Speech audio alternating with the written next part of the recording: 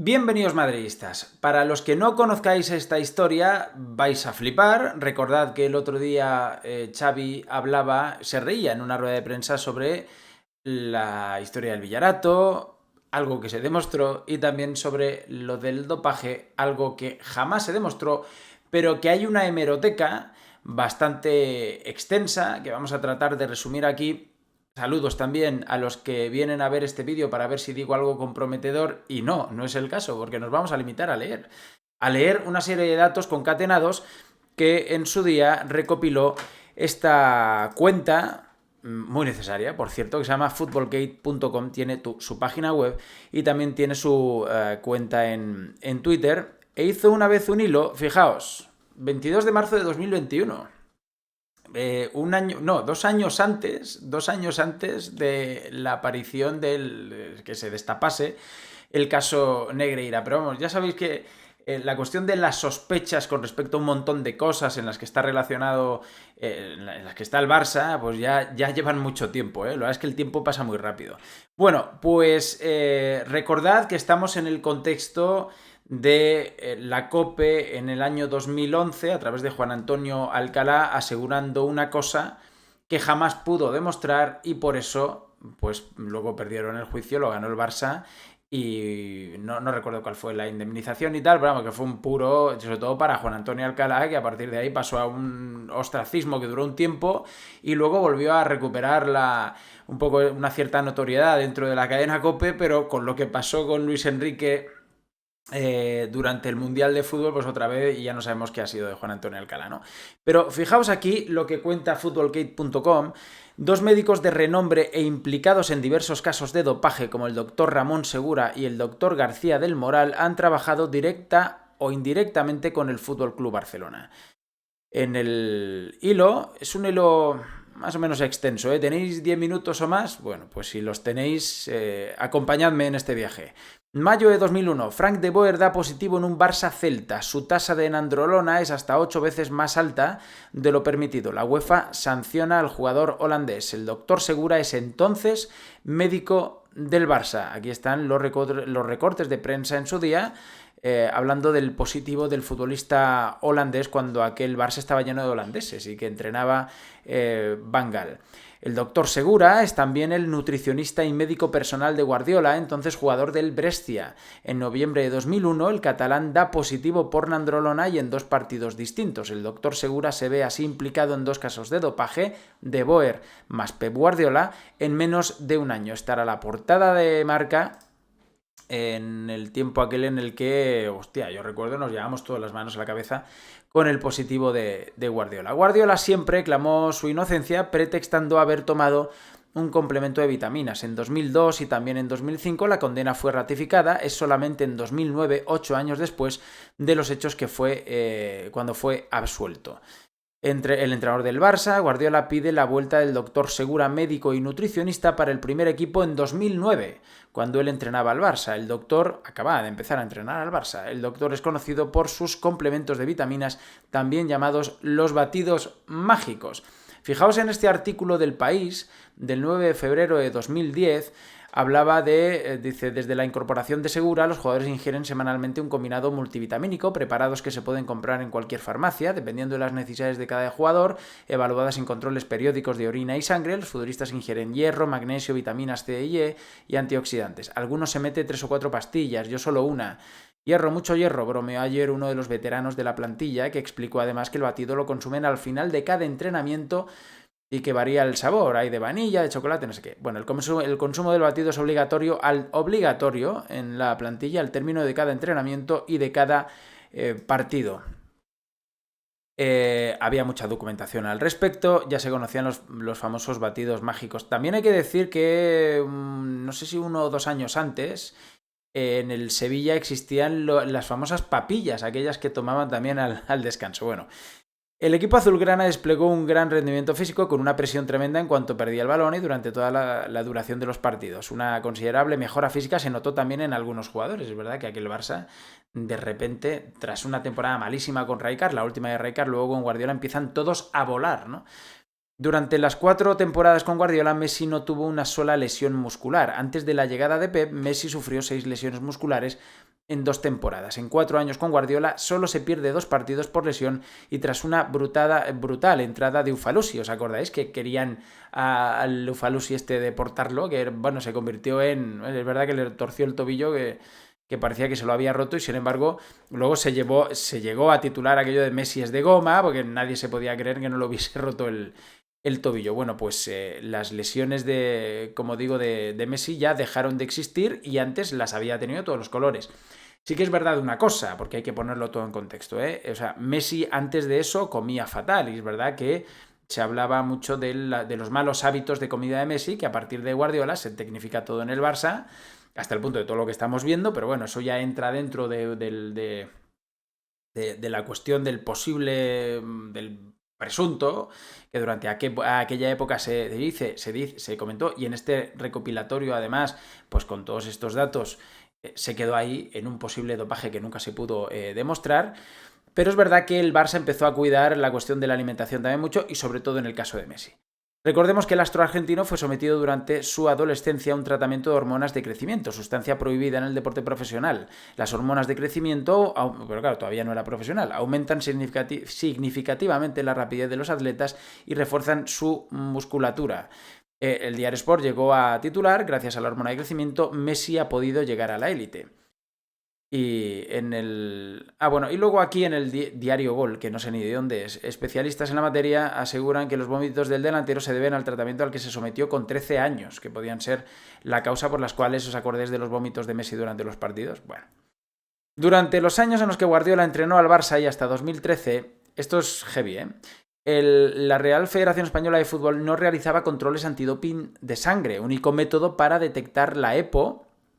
¿Os acordáis de la EPO, no? Con lo que empezaron todos los ciclistas en su día a doparse, porque al principio no era detectado y, bueno, había... Bueno, el ciclismo siempre ha ido a la vanguardia de esto. Hubo hormonas de crecimiento. Solo efectuaba controles antidoping de orina. O sea, la federación no hacía controles de sangre, único método para detectar EPO u hormonas de crecimiento. Estas eran las informaciones por aquel entonces en relación a... Todo esto está muy documentado dentro de este hilo de footballgate.com. Únicamente la UEFA practicaba controles antidoping de sangre. Cuidado con esto. Curiosamente, en 2010, el Barça evitó 2 controles antidoping del organismo de fútbol europeo. Aquí es cuando ya la cadena COPE, Juan Antonio Alcalá se quiere pasar de listo y quiere adelantarse a todo el mundo. Empiezan a sospechar, empiezan a tirar del hilo y claro, había una serie de cosas que podían inculpar al Barça, pero luego no consiguió reunirlas todas para ganar, porque es que esto lo dijo en un programa, en el programa de la noche, y la verdad fue un salto al vacío grande a pesar de que hubiese sospechas, ¿no? La UEFA multa al Barça, una noticia de marca de aquel año, con 30.000 euros por no notificar un cambio de entrenamiento. Si el Barcelona vuelve a cometer un error en la información facilitada a la UEFA, la cuantía de la multa será finalmente de 75.000 euros. Ya veis tú, ya veis vosotros, ¿no? La multa más sería la multa por la nueva infracción, en caso de volver a hacerlo, ¿no?